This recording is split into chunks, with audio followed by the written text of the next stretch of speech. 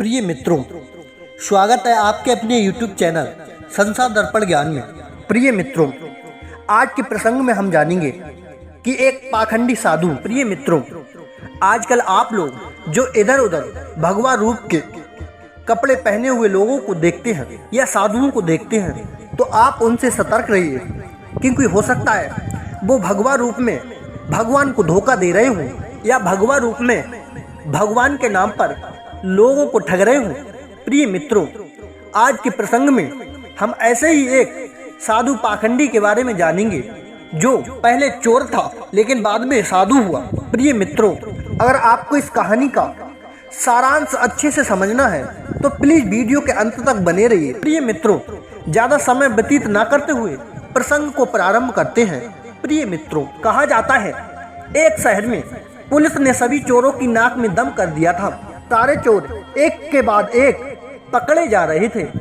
बस एक चोर जैसे तैसे बचकर एक जगह जा छिपा था। तभी उसे एक ख्याल आया, क्यों ना वो भगवा पहनकर साधु बन जाए। ये दुनिया चोरों को तो जूता मारती है, लेकिन अगर वही चोर भगवा पहन ले तो उसके पैर में पड़ी रहती है। इस प्रकार चोर साधु बनकर घूमने लगता है।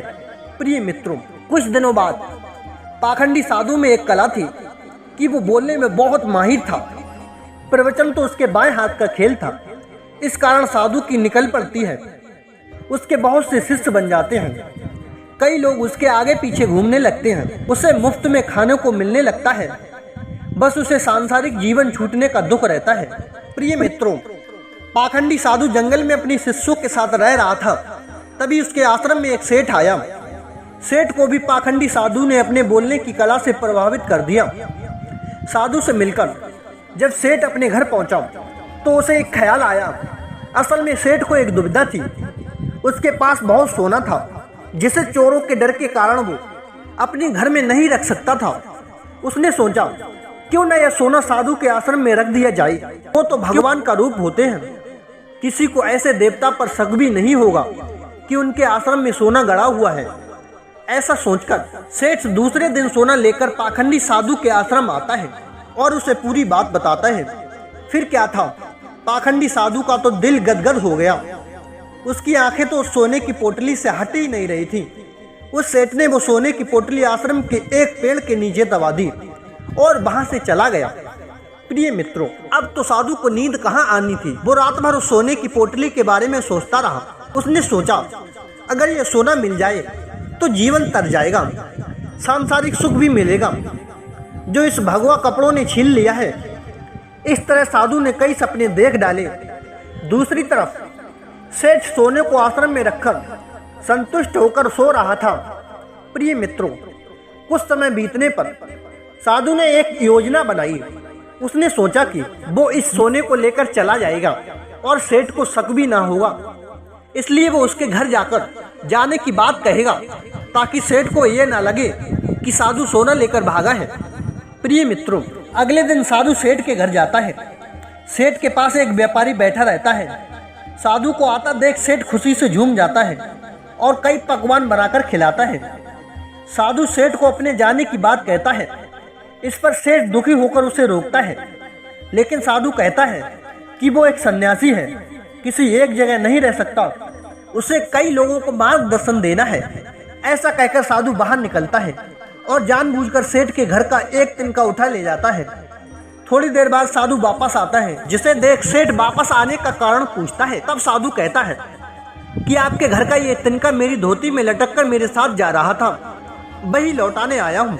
सेठ हाथ जोड़कर कहता है, इसकी क्या जरूरत थी। तब साधु कहता है, इस संसार की किसी वस्तु पर साधु का कोई हक नहीं है।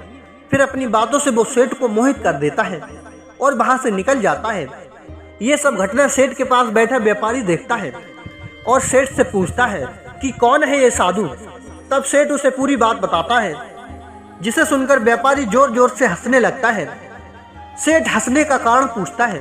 तब व्यापारी उससे कहता है, तुम मूर्ख हो, वो पाखंडी तुम्हें लूट ले गया। जिस पर सेठ कहता है, कैसी बात करते हो, वो एक संत है, बहुत ज्ञानी है। व्यापारी कहता है, अगर तुम्हें अपना सोना बचाना है तो उस जगह चलो जहां सोना दबाया था। सेठ उसे वहां लेकर जाता है और खुदाई करता है। लेकिन उसे कुछ नहीं मिलता। वो रोने लगता है। तब व्यापारी उससे कहता है, रोने का वक्त नहीं है, जल्दी चलो। वो साधु दूर नहीं गया होगा। सेठ और व्यापारी पुलिस को बोलते हैं और पुलिस उस पाखंडी साधु को ढूंढ लेती है। तब सभी को पता चलता है कि वास्तव में ये कोई साधु सिद्ध बाबा नहीं, एक चोर था जिसने अपनी बोलने की कला का इस्तेमाल कर कई लोगों को लूटा था। पुलिस से बचने के लिए भगवा पहन लिया था। सोना मिलने के बाद सेठ की जान में जान आती है। सेठ व्यापारी से पूछता है कि उसे कैसे पता चला कि ये साधु पाखंडी है। व्यापारी ने कहा, वो साधु बार बार अपनी तारीफ कर रहा था। संत कितने महान होते हैं, बार बार यही दोहरा रहा था। जबकि जो सच मायने में संत होते हैं उन्हें इस बात को दोहराने की कोई जरूरत नहीं पड़ती। इसलिए मित्र, आज के समय में जो भगवा पहनकर प्रवचन देते हैं वो सभी संत नहीं होते। प्रिय मित्रों, कहानी कैसी लगी प्लीज कमेंट में जरूर बताएं। और यदि आप हमारे YouTube चैनल पर नए मेहमान बंधु बनकर के आए हैं तो प्लीज हमारे YouTube चैनल संसार दर्पण ज्ञान को सब्सक्राइब जरूर करें और बेल आइकन वाली घंटी को ऑन जरूर करें। सभी मित्रों को जय श्री कृष्णा, जय श्री राधे।